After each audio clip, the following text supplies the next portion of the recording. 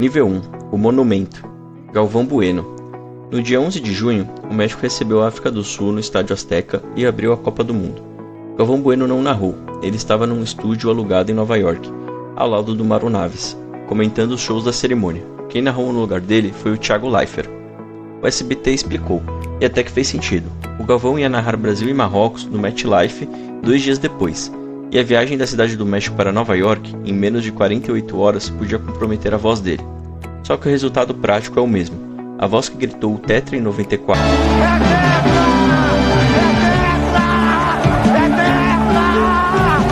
e o Penta em 2002 passou a abertura de uma Copa do Mundo falando sobre show. E olha que essa frase esconde. O Galvão narrou o jogo da estreia em 9 Copas do Mundo seguidas, de 86 até 2018. 36 anos de tradição, sem falhar uma. A primeira vez que isso não aconteceu foi no Catar, em 2022, quando ele testou positivo para Covid e ficou internado no Albert Einstein.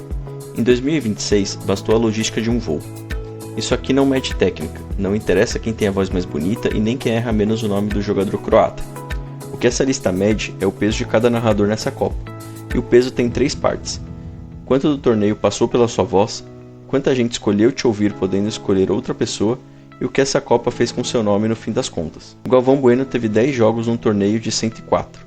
Na estreia do Brasil, a cadeira que ele ocupou por 30 anos na Globo alcançou 42 milhões de pessoas, porém com outra pessoa nesse lugar. Ele alcançou 14 milhões no SBT. E o que essa Copa fez com o nome dele é a parte mais dura. Ele saiu da Globo depois do Catar, passou pela Band, assinou com a Amazon Prime Video e só então chegou no SBT. Em maio desse ano, semanas antes da Copa começar, a Amazon notificou a equipe dele pedindo rescisão antecipada de um contrato que ia até 2027. Entre os argumentos, a plataforma citou insatisfação com as críticas que as transmissões vinham recebendo nas redes sociais. Aí ele chegou nessa Copa pela SBT em parceria com a N Sports, um canal do qual ele é sócio, e a 14ª Copa do Mundo dele. E os 10 jogos que ele narrou são os mesmos que a Globo já tinha escolhido antes, porque o pacote com a SBT vem depois. Todo jogo que o Galvão narrou nessa Copa estava passando na Globo ao mesmo tempo, e no YouTube pela Cazé TV. Ele não teve uma única partida só dele no torneio inteiro, porque a nossa Copa acabou cedo demais, e a gente desligou a televisão com raiva naquela noite contra a Noruega. Mas até ali, em cada jogo do Brasil, 5 transmissões diferentes narraram a mesma partida ao mesmo tempo, cada um com a sua voz. Isso nunca tinha acontecido nesse país. E olha que concorrência não é exatamente uma novidade.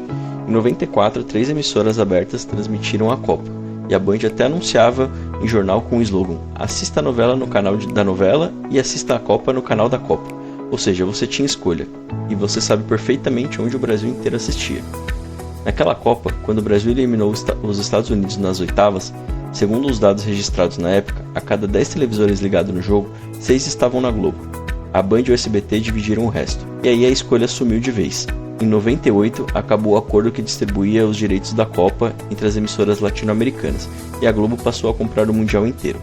Das 5 Copas seguintes, 3 foram exclusividade dela na TV aberta. Nas outras 2, ela repassou parte dos jogos para a Band, mas porque quis, alegando prejuízo e não porque alguém a obrigou a dividir. Foram 5 Copas assim, de 2002 até 2018.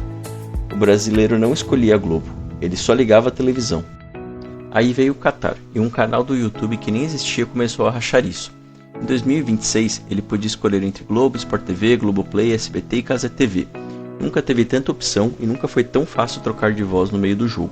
E dessa vez ele escolheu outra coisa. A voz continua a mesma e em alguns momentos dessa Copa ele lembrou porque virou uma lenda. E se você já está com raiva de mim, segura, porque o nível 2 é ainda mais triste do que esse.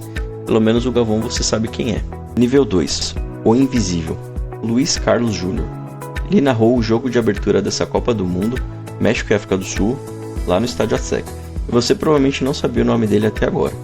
Luiz Carlos Carneiro da Paixão Júnior, ele entrou no Sport TV em 1991, quando o canal ainda se chamava Top Sport. Estava sendo montado.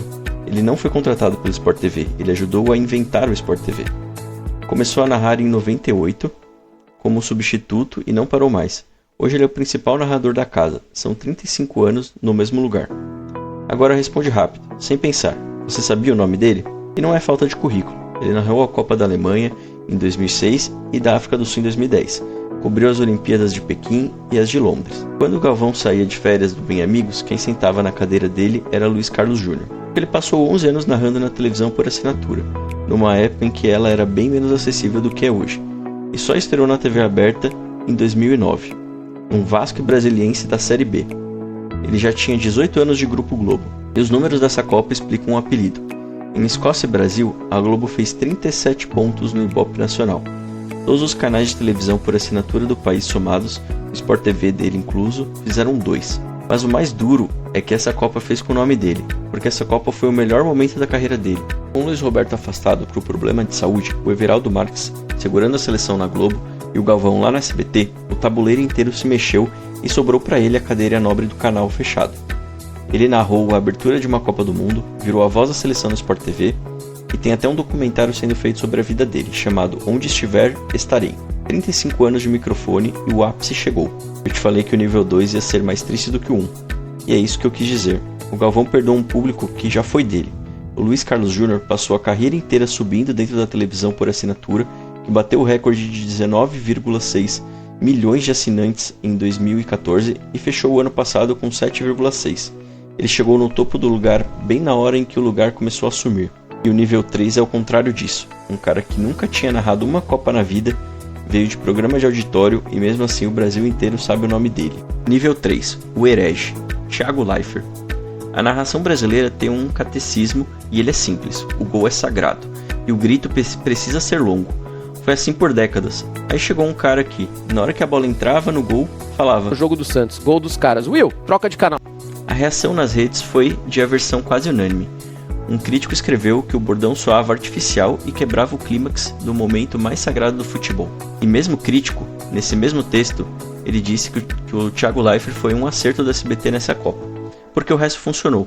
Ele narrou 22 dos 32 jogos que o SBT exibiu no torneio, e foi a primeira vez na vida que ele narrou o futebol na TV aberta. Agora, se você acha que ele é um apresentador de auditório que resolveu brincar de narrador, você não conhece a história dele.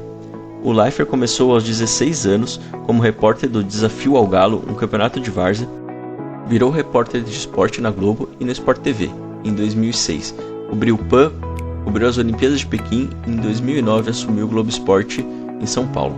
Nas palavras dele, foram 9 anos no esporte, 1 Olimpíadas e 3 Copas do Mundo cobertas, antes de qualquer reality show. E olha o que ele fez no Globo Esporte. Ele largou o teleprompter, passou a apresentar o principal jornal esportivo da casa olhando para a câmera e falando, sem texto rolando na tela. Em 2009, dentro do jornalismo da Globo, isso era quase um sacrilégio. No fim, ele virou a marca do programa. Entre o FIFA 13 e o FIFA 20, quem narrava o jogo em português era ele, e ao lado dele, Caio Ribeiro. 8 edições seguidas, e o FIFA não era um jogo qualquer. Era o mais vendido do Brasil, 6 milhões de unidades em 5 anos, líder do mercado nacional.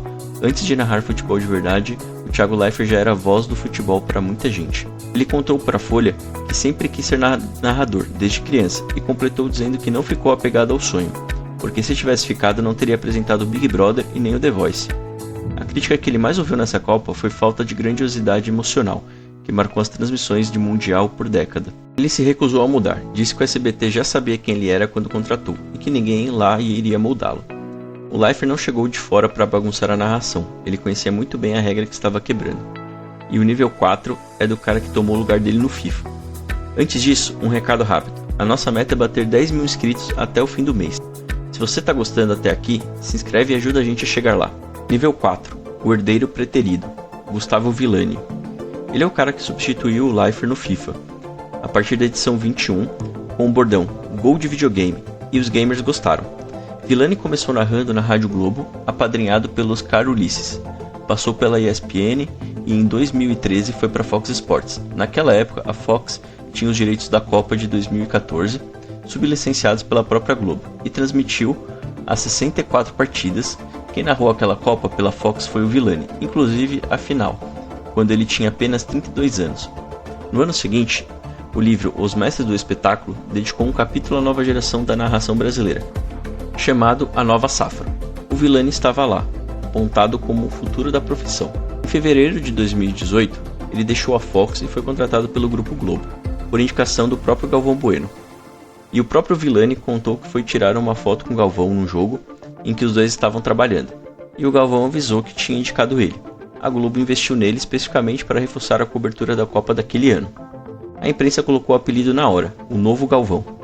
Mas ele nunca aceitou, disse que não tinha a presunção de ser o Galvão e que não ia cair nessa. Agora presta atenção no que aconteceu depois.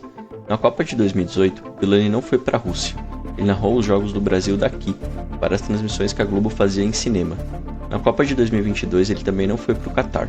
Antes do Mundial, ele desabafou com um jornalista gaúcho. Ao não ir em 2018, era a pretensão ir para 2022, mas completou dizendo que entendia o contexto. O cara que narrou a final de 2014 não foi mandado para as 2 Copas seguintes depois de entrar na maior emissora do país. Aí chegou o 2026 e a cadeira abriu de verdade. Luiz Roberto, titular da seleção na Globo, foi afastado por um problema de saúde e a Globo escolheu Everaldo Marques. O diretor de esportes explicou depois que a escolha de Everaldo foi natural, que eles pensaram com calma que a renovação do elenco vinha sendo construída desde a homenagem ao Galvão no Catar.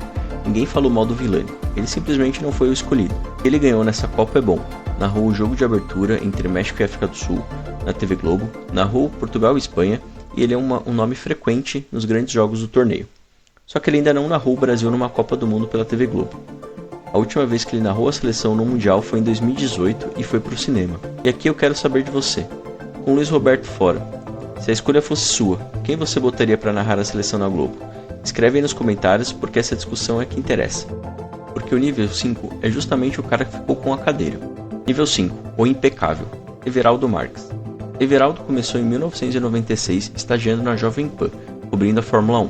Em 2005, o José Trajano deu uma chance para ele na ESPN Brasil.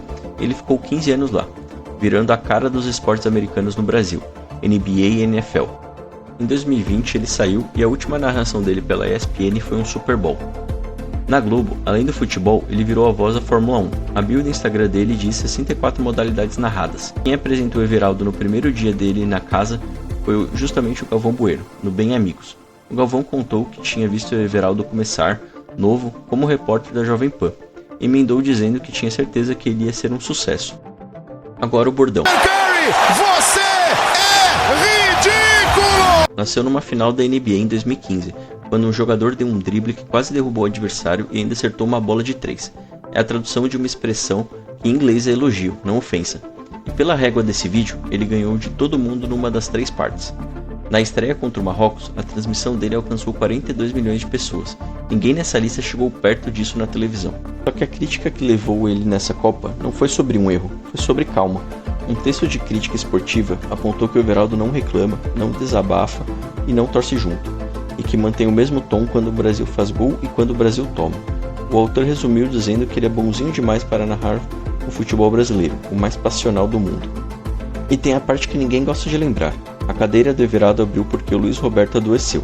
Os dois são amigos há mais de 20 anos e conversam praticamente todos os dias. Quando anunciaram a escalação, o Everaldo disse que narrar a seleção numa Copa era o topo da montanha. O sonho dele quando brincava de narrar futebol de botão. E aí veio a Noruega, e o Brasil caiu nas oitavas. Foi ali, com o jogo acabado, que o Everaldo finalmente desabafou no ar. Falou do ciclo conturbado da seleção, da instabilidade na CBF, da troca de treinador atrás de treinador, torceu para que Ancelotti tivesse paz para trabalhar até 2030. O único momento em que o impecável perdeu a compostura foi quando não tinha mais jogo para narrar. E o nível 6 é de um cara que a Globo também foi buscar, só que ele não foi a primeira opção dela. Nível 6, o exilado, Jorge Igor. 12 de agosto de 2025, o Jorge Igor pede demissão da TNT Sports depois de 18 anos, meses depois de ter renovado o contrato. A empresa não esperava, os colegas foram pegos de surpresa, mas ele já tinha se decidido. Para entender o tamanho disso, olha de onde ele veio. Ele começou aos 19 anos na Rádio Grande Rio, de Itaguaí. Passou por outras rádios no Brasil e em 2007 foi contratado pelo Esporte Interativo. É a primeira vez dele em televisão. Ele ficou lá os 18 anos seguintes, viu o canal virar TNT Sports e chegou ao número 2 da casa. Foi a voz da Champions League por uma década. A bola chegou na área, Lucas!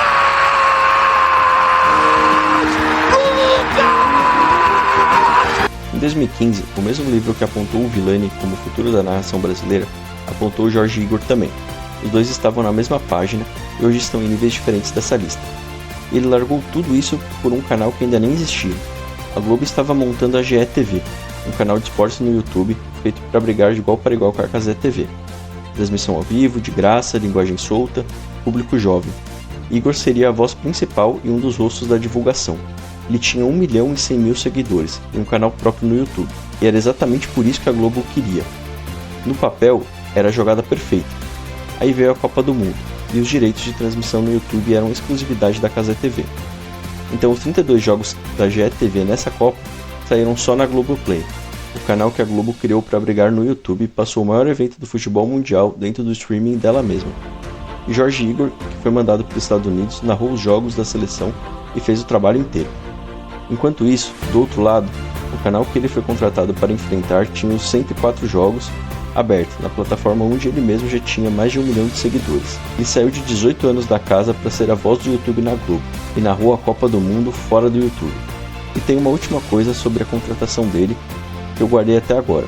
A Globo não procurou o Jorge Igor primeiro, ele tinha outro nome na cabeça, ligou para esse nome e ouviu uma resposta que não esperava. Só depois disso é que o telefone tocou na casa do Jorge Igor. Quem disse não é justamente o nível 7. Nível 7, o soberano, Luiz Felipe Freitas, Luizinho. Em agosto de 2025, a Globo estava montando um canal para entrar na briga pelo digital no YouTube e precisava de uma voz principal. Foi atrás do narrador da concorrente, ofereceu o cargo de narrador número 1. Iria pagar a multa do contrato, ofereceu o que ela, como a maior emissora do país, costuma oferecer quando decide que quer alguém. Mas ouviu um não. Casimiro contou ao vivo depois que dinheiro não foi o problema, o cara só não quis trocar de projeto. Entende o tamanho do que ele recusou. A emissora que qualquer narrador brasileiro passa a carreira inteira tentando entrar, liga oferecendo topo para ele. Isso não é só confiança. Ele já sabia que o lugar onde ele estava era o lugar melhor para ele. E olha o que era esse lugar. Meses antes do Qatar, em 2022, a FIFA não conseguiu achar ninguém disposto a transmitir a Copa do Mundo pela internet no Brasil. Ninguém. Uma agência chamada Live Mode levantou a mão e comprou os direitos digitais barato, porque não tinha com quem disputar. O canal entrou no ar no dia da estreia do Brasil, com 22 jogos, um por dia da competição. Brasil e Croácia bateu 6,9 milhões de pessoas assistindo ao mesmo tempo, e aquilo era um projeto que, semanas antes, ninguém queria comprar. Quem narrou a final daquela Copa, nesse canal, foi justamente o Luizinho. 3 anos depois, a Globo ligou para ele, e ele estava certo. Enquanto a Copa de 2026 era dividida em pedaços, metade dos jogos aqui, 32 ali, uma única emissora tinha os 104 jogos, todos os jogos da Copa do Mundo. E a voz principal dessa emissora narrou mais jogos de Copa do Mundo nesse mês do que qualquer brasileiro vivo. No jogo da estreia entre Brasil e Marrocos, com o Luizinho no microfone, a Cazé TV bateu 12,7 milhões de aparelhos ligados ao mesmo tempo. É o recorde de uma live de futebol no YouTube. Ele já tinha narrado uma final da Europa League também. Já tinha estado em lugares onde não dá para errar 2 vezes. E lembra do Islado, no nível 6? O Jorge Igor só está na GE.TV porque este aqui disse não primeiro. Ele foi o plano B de uma ligação que o nível 7 desligou. Os dois narram muito bem, os dois são grandes. Um deles foi escolhido depois, o outro escolheu ficar. Galvão abriu essa lista lá embaixo, monumento de uma era em que a voz do Brasil morava dentro de um canal só. Termina num cara que nunca entrou nesse canal, recusou o convite e mesmo assim foi a voz que mais a gente ouviu. A coroa não mudou de dono, ela foi recusada e foi o trono que se mudou de lugar. 7 níveis, do monumento que é o maior ícone da narração brasileira ao soberano que disse não para a Globo. E no dia 14 de julho, França e Espanha, semifinal da Copa do Mundo, valendo vaga na final, a Globo não transmitiu. Foi a primeira vez desde 1970 que ela ficou de fora de uma semifinal de Mundial. 56 anos, 13 Copas. As 2 semifinais dessa Copa tiveram a mesma voz na Cazé TV. Luizinho narrou as 2, a Globo transmitiu uma só. Agora é com você. Se você acha que alguém está no nível errado, é para isso que serve a caixinha de comentários. Fala qual nível você mudaria e para onde. Se inscreve para não perder o próximo episódio do Tempo do Futebol e para ajudar a gente a bater a meta de chegar nos 10 mil inscritos. Obrigado, um abraço.